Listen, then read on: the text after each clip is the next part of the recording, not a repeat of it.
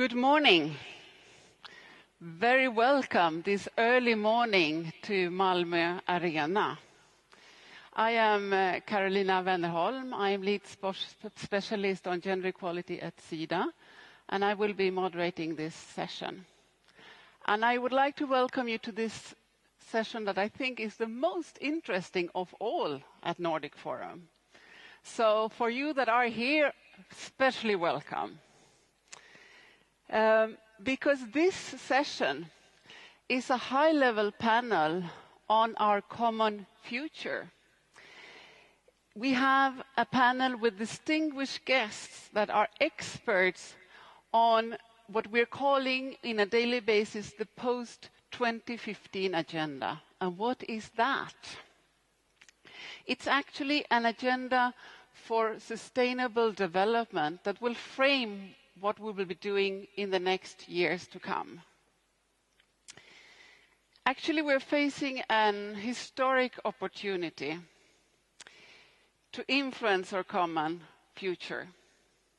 Because in 2015, we are not only celebrating 20 years of committing to the platform for women's empowerment that we engaged in Beijing 20 years back.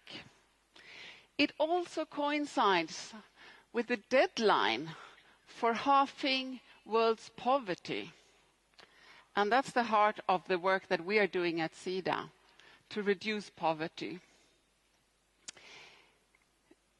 In year 2000, the world's governments agreed on the Millennium Declaration, a set of 8 goals to reduce poverty, and gender equality being one of the most important goals. And this agenda has been very important, and much has been done thanks to this agenda. But of course, there are so many challenges ahead, not the least when it comes to women's empowerment and gender equality.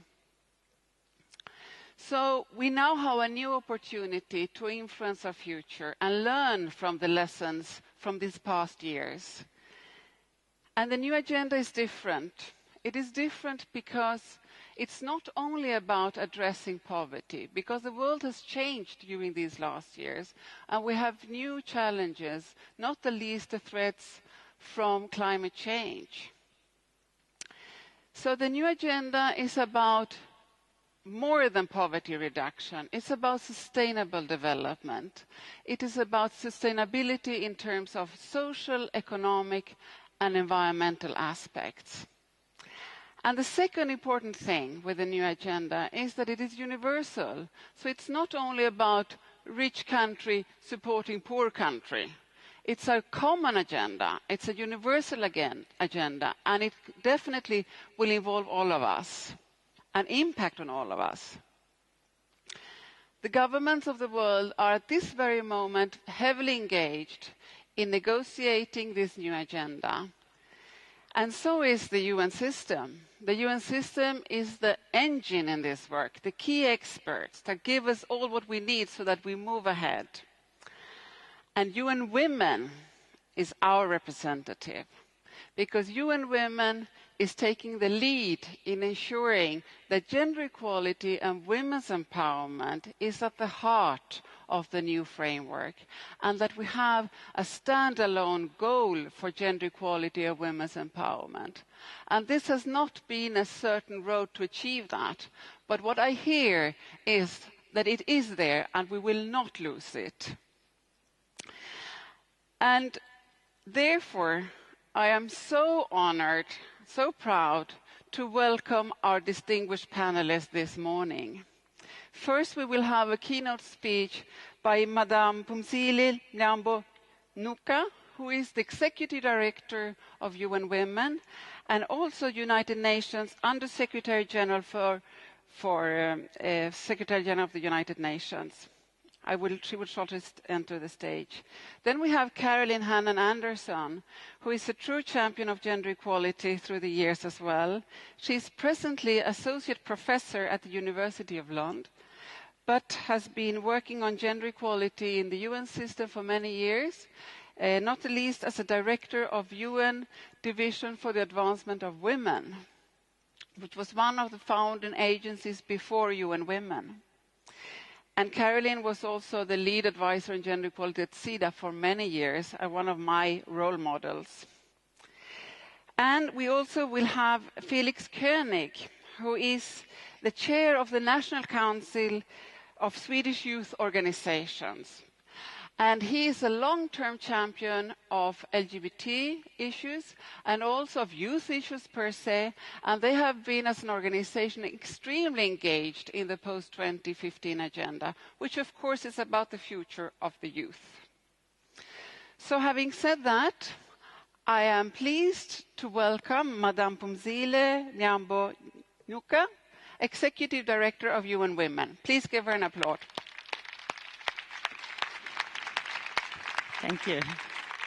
Thanks. I would also, yeah. Madam. Thank you very much. And good morning to everybody who have braved the morning to be with us here today. I'm honored to participate in this panel with my distinguished panelists. And I do want to congratulate the organizers of the forum for providing us with this opportunity to dialogue about these important issues that will define how we move from here and how in some way it's a relay from one generation to another on substantive issues that unite us as the people of the world. In particular, for the purpose of this forum, how we take the issues that impact on women forward. This is happening after years of hard work in the manner in which we tried to implement the Beijing platform as well as the Millennium Development Goals, leading to a lot of work in the last few months where we have been thinking about how post-2015 is going to look like, when we would have ended with the MDGs and introducing sustainable development goals, and when we would have finished 20 years after Beijing. So this is a critical moment for all of us. We have made progress, that is definite, but we have to stay on track because there's much, much more to do still. We all know that gender inequality remains the most pervasive form of inequality around the world and a pressing human rights violation. It also happens to be the human rights violation that goes unpunished in most of the time, that is highly tolerated, for which there is no consequence for governments in many cases, as well as for the perpetrators, either where there is stark violence against women or where there is even subtle but sustained inequalities.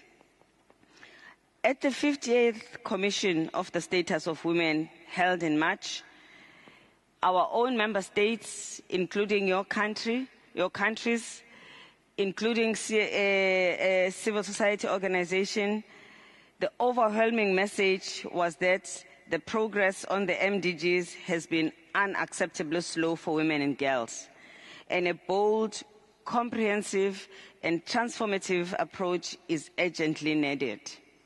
Critical to that transformative agenda would be bringing back an emphasis on the rights of women. Member states and civil society were very clear that gender equality has to be a priority post-2015, and a priority in that context means that it has to be included as a measure of progress in every other goal, with concrete indicators of what it is that we will be measuring in each of the goals, in addition to the fact that we will have one goal that is dedicated to gender equality, now positioned as Goal 5. So the member states, therefore, were clear that the two reasons amongst many that makes us want to sustain a campaign on gender equality was that we have to address structural inequality and accelerate the progress for women and girls. And emphasis has got to be in the word accelerate, because let us face it, the fight for gender equality has been going on for hundreds of years. I think sitting here, people of my generation, we really have scars now. And now we want the next lap to be both faster, intense, but to bring about major and fundamental and irreversible changes for women. But we need to make sure that we do it with speed, not baby steps. The second reason is to lay a strong foundation that will support the entire post-2015 agenda to be successful. One of the criticisms of the MDGs is that we were unable to focus intensely on issues that affect women on each of the goals that the MDGs were about. We concentrated too much on just the one goal that was talking about gender equality. And as a result, we were unable to achieve overall benefit of the MDGs because we, in fact, did not look at the specific achievements around women in each of the goals, something that we must not repeat next time around. The agreed conclusions, therefore, of the Commission of the Status of Women strongly affirm the relationship between development and the human rights of women and girls. It calls for actions to realize women and girls' full enjoyment of human rights. As we meet and as we speak, as the introduction explained, a team that has been tasked by the member states and the United Nations to make the plans for post-2015 is now at its final stages. The co-chairs of this, what is called Open Working Group, has been able to define the different areas that the post-2015 agenda will look into, and there are 16 focus areas, but I will speak just about the specifics to do with women. According to the most recent text of the co-chairs on the Open Working Group, the progress proposed for Goal 5, it is that we should attain gender equality, empower women and girls everywhere by the year 2030. Can I repeat that? It is recommended that by 2030, we should attain gender equality, empower women and girls everywhere. What this means is that we actually have to work very hard to grab this opportunity where a specific time has been set as a potential time within which we can make fundamental changes in the way our society works. We are not naive to think that this is a walk in the park, but it would also be naive and irresponsible of us as women not to work very hard to aspire and to hold governments accountable for making this happen, because this is what governments are putting forward. And we support it, and we have been pushing for it. This means that we've got to run with it. I don't feel the energy. This means that we've got to run with it.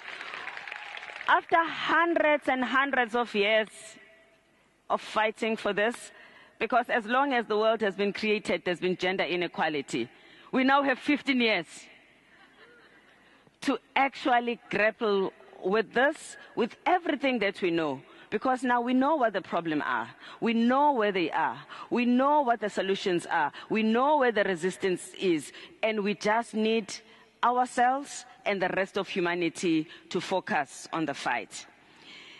The Open Working Group has given 11 targets that we need to focus on in order to gauge whether we are moving in the right direction for this 2030 target. And I'm going to read to you these 11 target areas. Target 1 is that we must end all form of discrimination against women and girls. And this would mean, for instance, we have to make sure that in every country there is no legislation that discriminates. We still have more than 100 countries who in their statutes have got gender inequality legislated. In the same countries, you have a constitution that eliminates gender discrimination. So we've got to get that right, when there are no hidden statutes that undermine the constitutions. And of course, implementation. 2, eliminate all forms of violence against women and girls in public and private spaces. I'm sure I don't have to explain this one to all of us because it is a pandemic as we speak. 3, eliminate all harmful practices including child and early marriages, forced marriages, and female genital mutilation. And of course, I would add even here, trafficking of women. 4, ensure equal access to quality education and eliminate gender disparities at all levels of education and training. 5, ensure women's equal access to full and productive employment and decent work and equal pay for work of equal value. 6, reduce and redistribute unpaid care and domestic work through shared responsibility.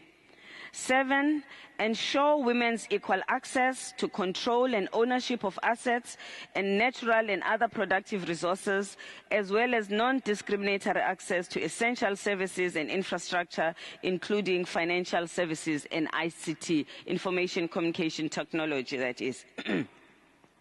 Ensure, that is 8, ensure full, equal, and effective participation and leadership of women at all levels of decision-making in the public and private spheres. And 9,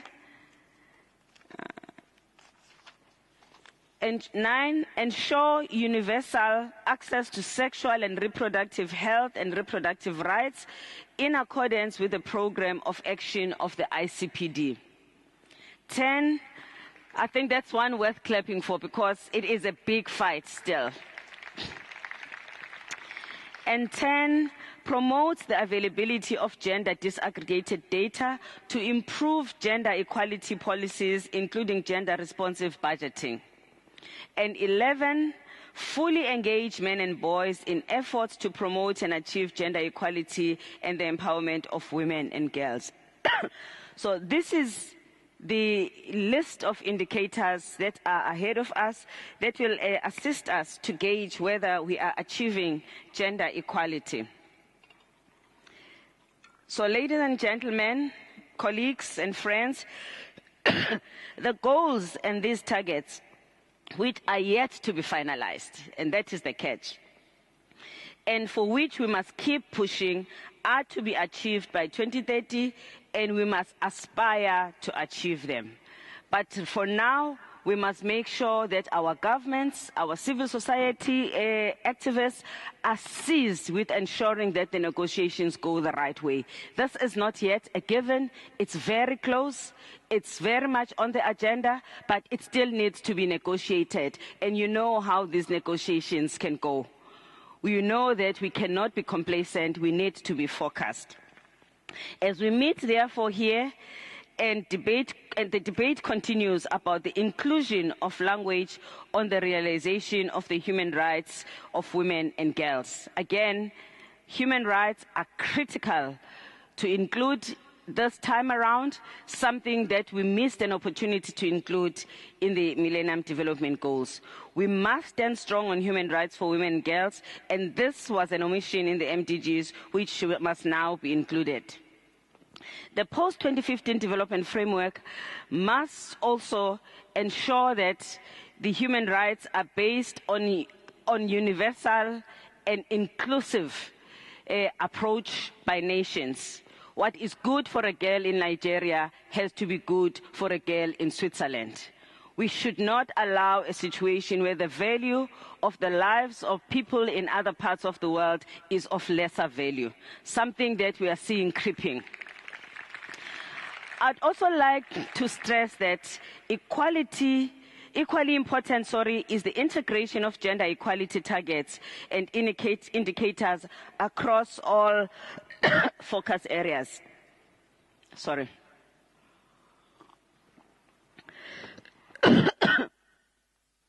And what this means is that for each of the other goals, health, education, economy, we must have specific measure that will measure the impact of those goals on women, which would mean that we will entrench gender mainstreaming. And we will not just be ticking boxes, we will be ensuring that we are enforcing the attainment of gender equality in spirit and in letter.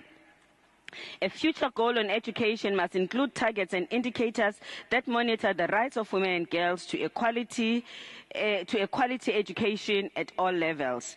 A sustainable energy goal should include targets on access to sustainable energy for women and economic empowerment. And what we would urge you in the areas in which you work to pay attention to make sure that these goals are tied so that we're all active in each and every goal that will come about. I'd also like to emphasize that effective monitoring of gender equality will require an increased investment in gender indicators, statistics, and data disaggregated by sex, age, disability, location, and other relevant factors. And therefore, we need a gender data revolution. And I'm glad that the Open Working Group has engaged the statistical community in discussion about measurability of the targets. We know that we need to be able to monitor and measure progress. What we also will need to pay attention to is the qualitative measurements, not just quantitative measurement. Access to education and enrollment of girls is one thing, but the quality of education, the absence and the presence of stereotype in education also has to be measured for us to know that we are actually bringing about changes through education. It is great that statisticians have specifically been asked to attend to the next Open Working Group session. Moving forward, we must stay focused on human rights, as well as how to address governance and rule of law, peace and security. It was observed during CSW 58 that human rights issues such as sexual and reproductive health and rights and sexual orientation and gender and identity remained contentious. So yes, they are included, but we cannot relax because this is a battle that will still wage, and the important things will be to neutralize and to win over those that are unable to identify with these great and significant violations of rights. And we know that while there's a strong support for the targeted areas, contentious issues also that still remain require us not only to work with governments, but also to work systematically with activists in those countries and support those activists to be in a position to stand up to their government. Reducing the burden of unpaid care work also has been raised, and it has raised a lot of questions as well as reservations by member states, another area that we have to work on. There are also concerns about how to address equal access to assets and productive resources, including natural resource management and ending child and early and forced marriages. We also see that the means of implementation, including resources and funding for the future agenda, also continue to be debated. During the CSW, when women were supporting the gender goal, they were saying a standalone goal with standalone money. Whatever the version is going to be, the issue of means of implementation has got to be addressed, both by the developing countries and the developed countries. There remains significant polarization, therefore, in this area. And yet, we all know that the success of the future agenda depends on adequate financing and an enabling environment. We must, therefore, attend to these issues that are contentious.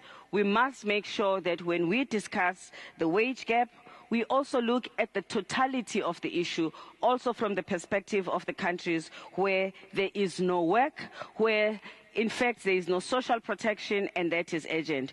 We must energize the women's movement and give both content, protection and solidarity to the women's movement, and make sure that the rights of a feminist agenda are safe and lodged in the next agenda. We also have to make sure that we organize men to take responsibility, not to take over the agenda, but to work as partners.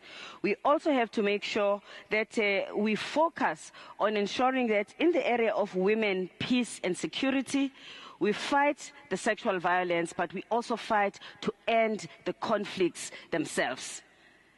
Because in the continuation of conflicts, all kinds of violations are given an opportunity to thrive. We must empower the women in countries where conflicts are taking place to take lead and responsibility and to be empowered to make the decisions that they need to make about their countries.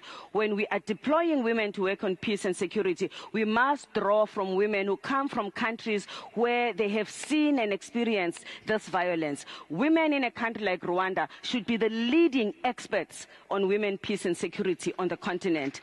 Women from Sierra Leone who have fought and who have persevered must be experts and must lead the agenda of women, peace and security. And we must make sure that the new issue which UN Women is putting on the agenda on reparations is given attention, and that we are able to make sure that women get justice, but at the same time they also get reparations in order for their dignity to be restored and their livelihood to some extent also to be restored. Thank you. Please stay. Please stay. Yes. Thank you so much, Madame Busile. As you see, we can feel very safe with you heading our voices in this extremely important process. We are so proud to be partnering with you. Thanks. So again, please, a warm applause for Madame. Thank you. No, you stay. Stay. Yes. Sorry. I am now inviting our two panelists, Caroline Hannan Anderson, please, former director for UN Division for Advancement of Women and now University of Lund. Please join Madame Pomsile. And Felix König, who is chair of the Association for Youth Organizations in Sweden, also very active, engaged. Please, Madame, join the table as well. Thank you so much for having this more extended presentation of the issues at stake. But now I would like to hear from our colleagues Caroline and Felix, and I would like to ask Caroline first. You have been working on gender issues in the global setting for ages and ages. First, you started off working in the Swedish context with the Swedish Development Corporation, and then you moved to the UN, where you had a very important role. When you see the process where we are now, what is happening? What is new with this new agenda? And what are the challenges? And what can we do to really ensure that gender equality really happens by 2030? Thank you very much. First of all, I want to say that I think there are significant positive differences between the two processes of developing the MDGs and developing these Sustainable Development Goals. And there are some new critical elements in the Sustainable Development framework that's being developed today.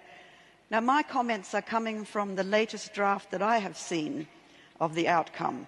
We know that member states are sitting discussing and I haven't seen the outcome of those discussions, but from what I see, I think there is a great deal of positive change. And I think the value of the change we understand better if we think back to the MDG process.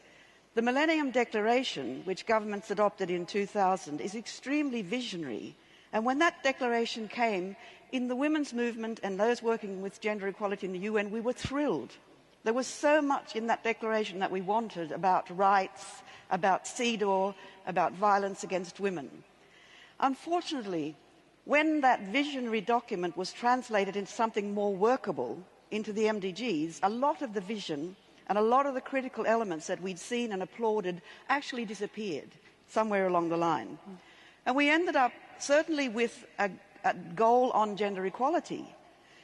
But NGOs around the world, and a lot of us working in the UN, felt great concern that it was a very watered-down agenda for gender equality in the MDGs. 3 targets only around education, employment, political participation, and unfortunately no sexual and reproductive rights and health, no violence, no mention of CEDAW, no mention of human rights. So there was actually outrage among many NGOs, also because they hadn't been asked what they thought. They hadn't been asked to contribute. A big difference this time is that there is a huge consultative process going on around the world involving stakeholders at all levels. So there is actually a door open for us to give our inputs and to try and make a difference. And I think this is really, really very important, because after the MDG process, we all felt somehow that Beijing had been betrayed. So much that had been brought out in Beijing that we had worked really hard to achieve just wasn't anymore on the agenda. Now, that doesn't mean that we didn't recognize the value of the MDGs. I'm not saying this to put down the MDGs. We recognized that there was a new chance there to actually measure, to follow up on the ground, to report, and also to get more resources. So there was value, and we have been able to use the MDG framework. But a potential was lost after the Millennium Declaration. So I think that there are now some really exciting entry points. I must say I haven't felt this excited and inspired about what we can do for gender equality for many, many years. So it actually is a wonderful time. We have an opportunity here that we have to use very, very efficiently. There are some positive elements, not just in the separate gender equality goal, but if you look at the whole framework, there are some really exciting elements. For example, this framework focuses on inclusive and sustainable growth. That means we might be able to get out of the trap of the orthodox neoliberal framework that has been hindering a lot of our work on decent work, all the issues around deregulation and economic issues, macroeconomic issues that have hindered our work, may perhaps be lessened. I think also the focus on inequalities between and among countries is a very good new entry point for working on gender equality. It's so good that peace and security is now on the development agenda in this way, and the rule of law. I am a little concerned, though, that if you go through all of the goals and look at the targets and so on, there is no real mention of human rights. The words human rights don't seem to be there. And I think this is very important. It's in the introductory text, but we need it in the goals and targets and indicators. So just generally, I think the framework looks to me much more open to possibilities of putting in gender equality perspectives. For example, the focus also on trying to integrate economic, social and environmental development, those 3 elements of sustainable development. That would give us great opportunities to work in a much, much better way with gender equality, because we've been put in silos in the past. Health over here, education here, employment here, political participation here. And we know you have to work with these things in an interrelated way. You can't work with them separately. All of these issues are interrelated.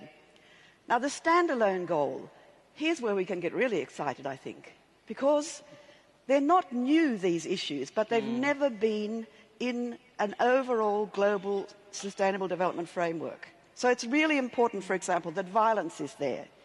Decent work. Look at all the problems around women's work today. Decent work is on the agenda. Unpaid work. Sharing of domestic responsibilities, one of my pet questions. I think this would make such a difference. Also, I think the fact we're not just talking about women's participation, we're saying leadership, participation and leadership.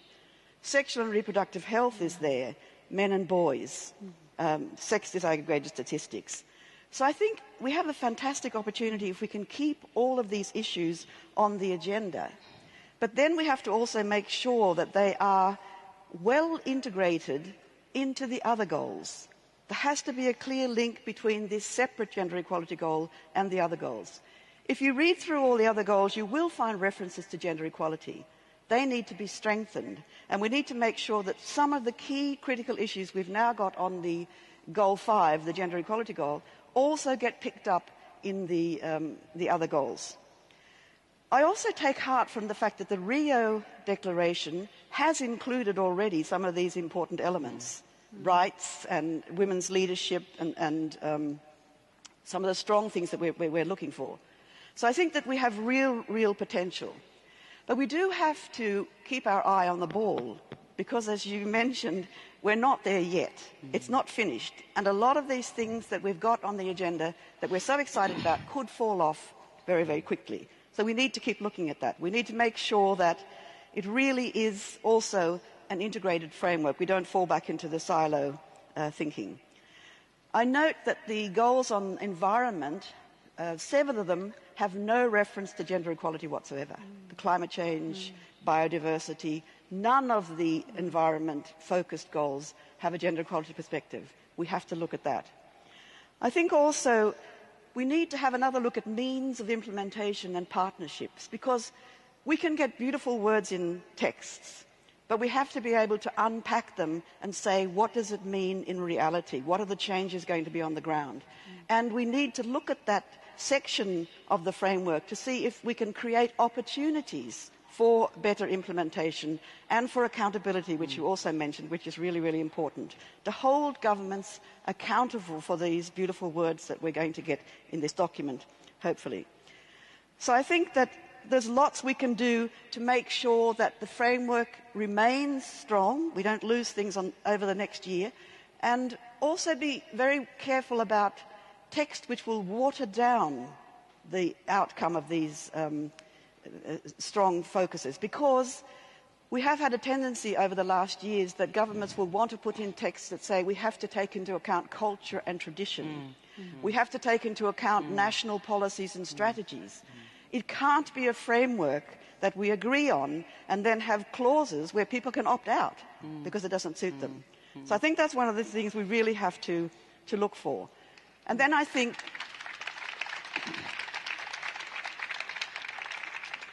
we have to unpack them. We're not good at doing that. We have to take these words and very clearly indicate how we are going to work with them, set up accountability mechanisms so that we can really hold governments accountable for this, and also improve measurement and reporting. One of the reasons we got such watered down goals and targets and indicators last time was because we didn't have the global, comparable, reliable statistics. We didn't have statistics for measuring what we wanted to measure. So we ended up measuring those things that there were statistics on. There's been a major revolution in sex disaggregated statistics and indicators over the past 15 years. We have good statistics on violence against women, for example, which we didn't have in 2000. So we have potential now to significantly improve follow-up and reporting on these goals. Thank you. Thank you, Caroline. It is always so encouraging to have an historical perspective, because sometimes you feel a bit depressed of the challenges, but when you look back you see that changes happen, and that is the opportunity we have to take on now, to see these changes become even stronger. So I would like now, Felix, you represent youth organizations in Sweden, but you work very broadly internationally as well, and you're very engaged in this process. And I would like you to share with us what has been the role of the civil society in this process. How have you worked? And what are your messages for civil society to engage in this work? Thank you. I'm really happy to be here and to be listening to you share your ideas. I think we have a great opportunity to achieve something with this post-2015 agenda.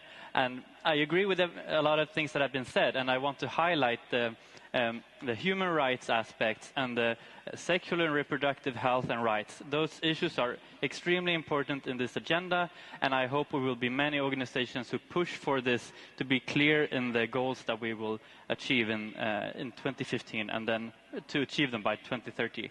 From LSU's side, the National Council of Swedish Youth Organizations, we work to bring in the youth perspective into these processes, both the Swedish youth, but also youth from other parts of the world. We have partners in Cambodia and in Zimbabwe and Lebanon and Belarus and many other countries, and we bring these things on because we know that we as a Swedish organization, we're privileged, and we need to take responsibility for that privilege and bring on the issues from our partners.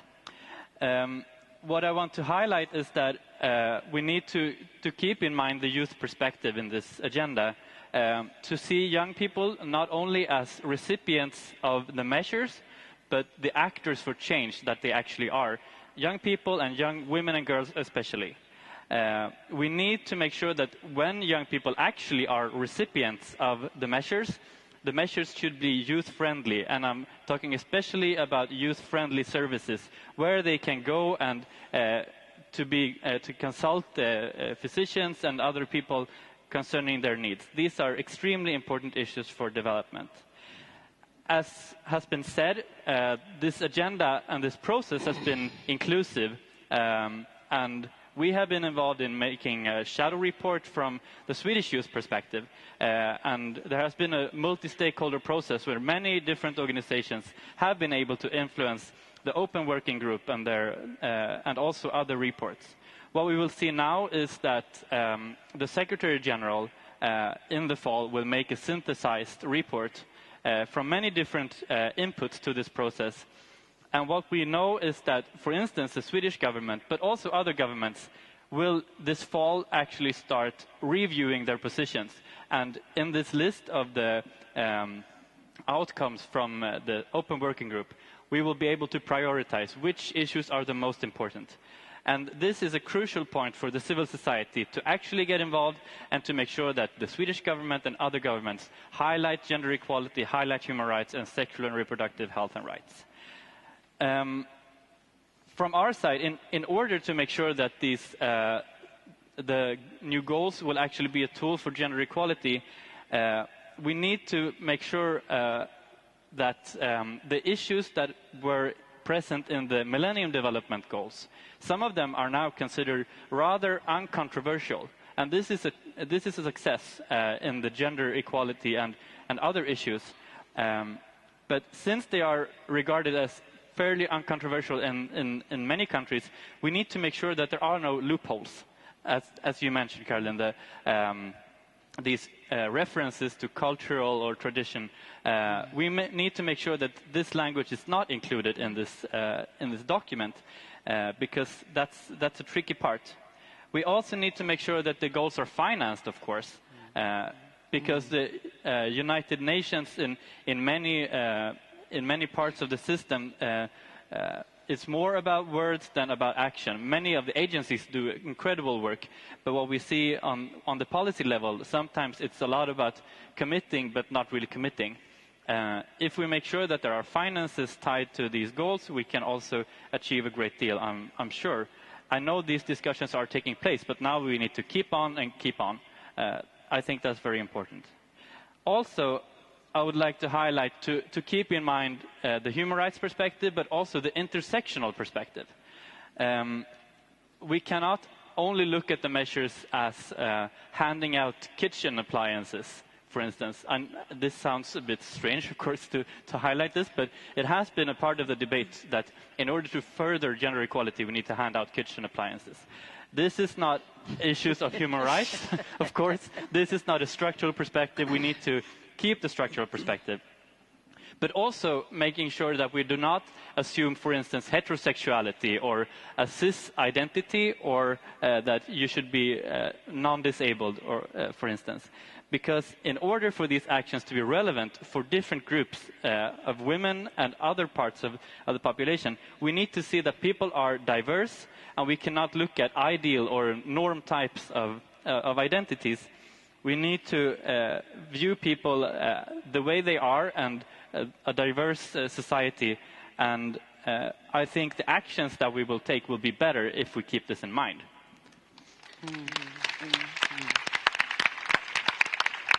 Thank you, Felix, for bringing in those extremely important perspectives. Madame Pomsile, when you hear Caroline and Felix, what are your thoughts? What are your comments? And what would you like to share with us? Well, firstly, to thank them for illuminating, shining a light on some of the areas that need further attention, and enriching and embellishing our common understanding. I think the beauty about forum like this is that you hear different perspectives, and each one of us will just use one word that makes the penny drop. And that is why a consultative process is very important, because you provide an opportunity for more people to actually even argue with themselves, because someone else is giving a perspective. So thank you so much for doing this. I take with me from this input the importance of watching the difference between the noble vision that we're about and the practical work plan that could emerge, and how in the process we could lose the substance. The importance of doing that. As a new person in the UN, some of these things are important to hear from the people who have walked the walk before. I also think that it is important that in the post-2015, just as much as we must have the ICPD as a point of reference, CEDAW as a point of reference, Beijing as a point of reference, so that we lock these documents, so that even in future they cannot be opened up for taking away the strengths of those documents. One way in which we are trying to do that is to make the issues that are going to come out of Beijing +20 a part of post-2015. Because this time, the fact that we had Beijing and we had MDGs, and there was more involvement with MDGs by many states, Beijing became sort of as a stepchild. We now want Beijing to be firmly entrenched. We will not lose the Beijing document sentiment that we have, but the implementation, to take it away from being a woman's responsibility, will be part of the mainstream agenda. So as we count the SDGs, we'll be counting the change as far as Beijing is concerned. So that is sort of a strategic way of protecting the substance. I am also very happy about both speakers emphasizing the issue of the indivisibility of rights. I mean, the trade union slogan, an injury to one is an injury to all. That is actually the essence of what we are saying about rights, and making sure that we close the loophole as far as sovereignty and national rights are concerned. This is something that we really, as a united and an international solidarity core of humanity, we need to protect, because otherwise, once we lose that, what makes us international? We need to make sure that countries cannot pick and choose. When they want to receive ODA and other support, they see this as a collective responsibility of humanity. But when they want to do things that harm other members of society, they think that this is their own right to harm their own citizens. So we really need to find all kinds of ways of making sure that we do not allow, and I'm not pretending that it's going to be easy, but I think that it's good that all of us are actually talking about it. I am actually also glad that young people who will inherit the progress or the mess that we leave them with are actually leading us in many ways in articulating the issue. I think that in the sense that in many parts of the world, Africa specifically, you've got the youth bulge and a potential youth dividend.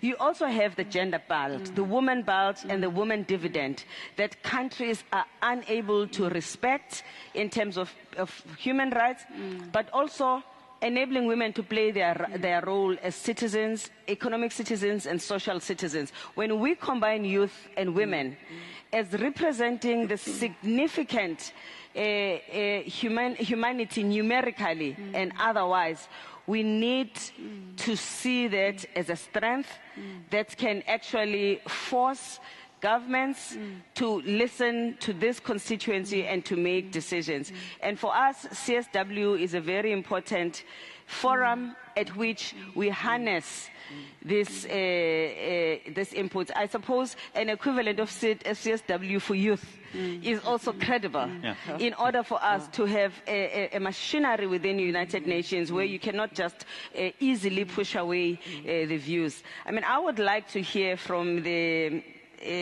audience if they really believe that gender equality in 2030 and that these 15 years of fight, implement, change is doable. I mean, I'd just like, maybe just by show of hands, are you in?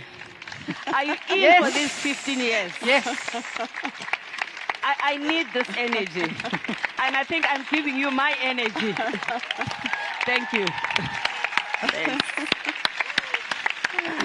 Thank you so much. Actually, that was the question I was going to ask. Because I just wanted to ask you, is this important? It's extremely important. And how can we all contribute to support the work that Madame Pomsili is leading in terms of promoting gender equality in this process? I would like to thank you so much for your thoughts, your knowledge, your expertise and experience, for sharing this here, giving us the energy we need in the work ahead. I have a small flower here, thanking you. You get the pink one, which is the color here, and the yellow, important flowers. Yeah, absolutely. Thank you so much for your insight. Thank you so much for coming this early morning, but I know you come because it was such an important thing. And we now have a little break until 10 o'clock when we have a new exciting program here on the stage. Thank you all.